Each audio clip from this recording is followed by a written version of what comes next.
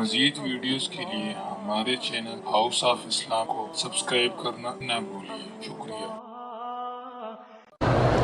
ایک آدمی نے حضرت تھانوی سے آ کے عرض کیا، کہنے لگا حضرت میں نماز پڑھتا ہوں لیکن میں آنکھیں بند کر لیتا ہوں تو مجھے بڑا سکون ہوتا ہے اور پھر میرا دل نماز میں بڑا لگتا ہے۔ ہاں بھائی دل تو لگتا ہے لیکن نماز تو مکروہ ہو جاتی ہے۔ اللہ نے آپ کو آنکھوں والا بنایا، آپ اندھے بن جاتے ہیں۔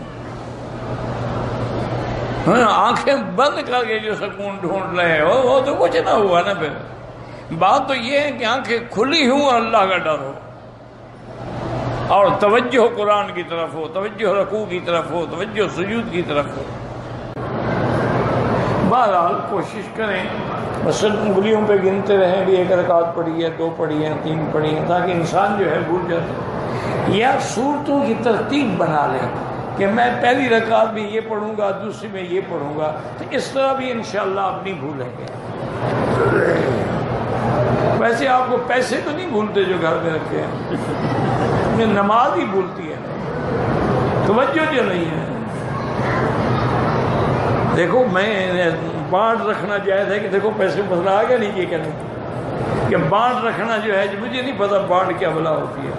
نماز کے آخر میں امام کے پیچھے سلام پھیرنے کا صحیح طریقہ یہ ہے کہ جب امام دونوں طرف سلام پھیر رہے پھر تم سلام پھیرو، یعنی السلام علیکم ورحمۃ اللہ، آپ بیٹھے رہیں السلام علیکم، اب کہیں السلام علیکم، کیونکہ ورنہ تو ایک سلام کے ساتھ بھی نماز ہو جاتی ہے، لیکن اگر تمہاری گردن امام سے پہلے پھر گئی تو نماز تو ختم ہو گئی۔